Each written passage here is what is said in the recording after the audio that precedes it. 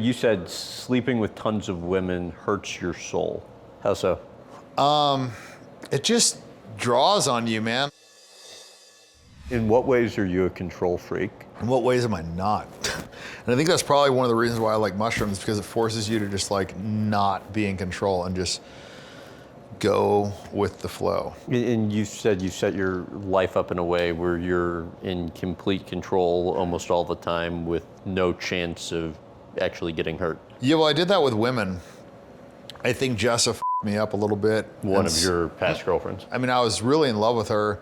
She just had a drinking problem and then promised she wasn't gonna drink again. I just like really wanted to make it work. She had basically like every great trait, you know, that's like really hard to find, the intelligence, the looks, all these things together, like needle in a haystack.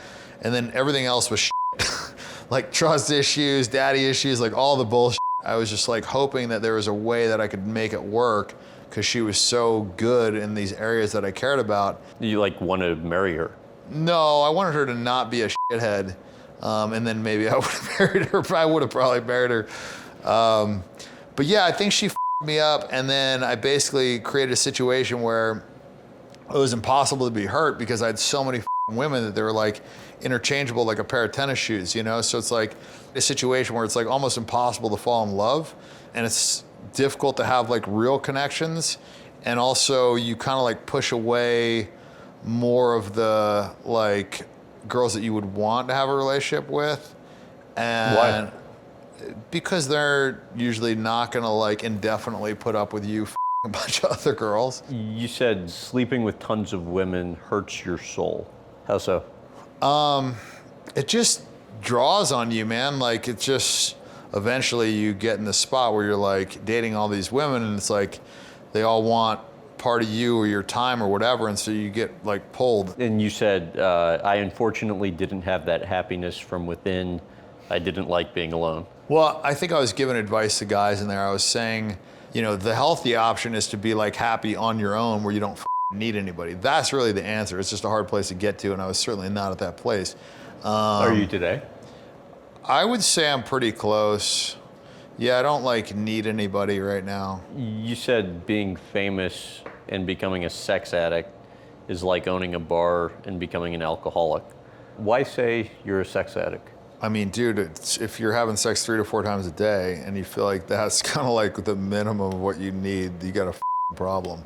4 hours of my day minimum was spent showering, like texting, minimum. That's actually probably a conservative estimate. It was probably more time than that.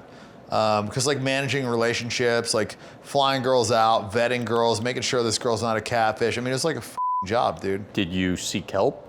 No. And I felt like I would have felt really weird sitting in a sex therapist's office. I mean, maybe I should have, who knows? But I figured it out, you know, I sorted it on my own. Okay, how did you figure it out? With the book. I was monogamous for 1.5 years.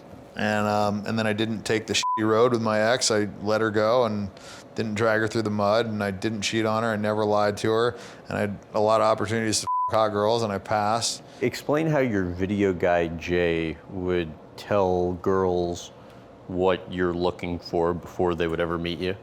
He more gave them like a disclaimer, like Dan is not gonna try and hook up with you. If you want to him, you have to be proactive.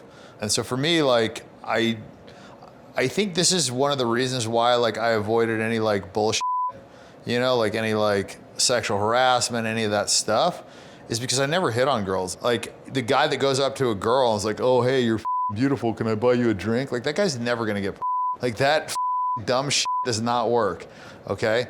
But what does work is going out with some hot girls, and you know, other hot girls come up to you, or like, you know, maybe you send your girl to go grab another girl. I don't know, there's like many ways to do it.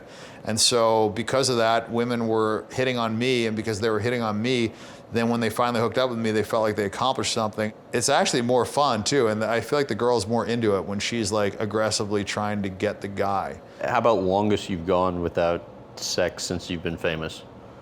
I think 14 days, dude. That was a long time, man. How about number of women you think you've been with? Thousands. I don't know the exact number, but most in a day? 9. I've had sex with 9 women in a day, and then I've also had sex 9 times in a day, but it wasn't with 9 different women. if that makes sense. Like I had a threesome and I f***ed 6 girls out of the 9. So there was 6 right there, and then I had sex with 3 other girls that day. Maybe you said 4. a threesome. Yeah, me and 9 girls. How does it even work? Not that well. I mean, to be honest, it's pretty much just like a lot of work. I went through like a whole box of condoms. I think a lot of people would think that would be super bad, but I don't think it really is. I think like a threesome with 2 girls that are into each other is pretty hot.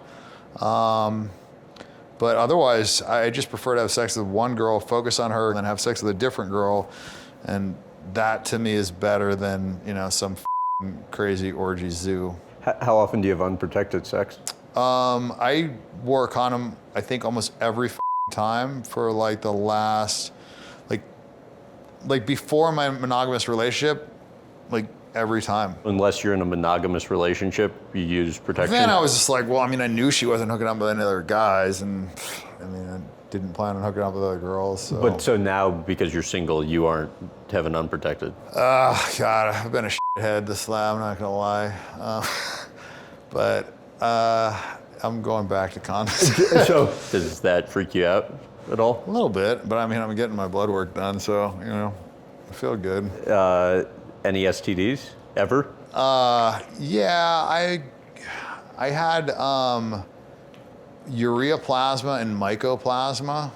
Some qualify them as an STD, some don't. It's like a naturally occurring bacteria, but for me, it was giving me prostatitis, and that's what got me so good about the condoms.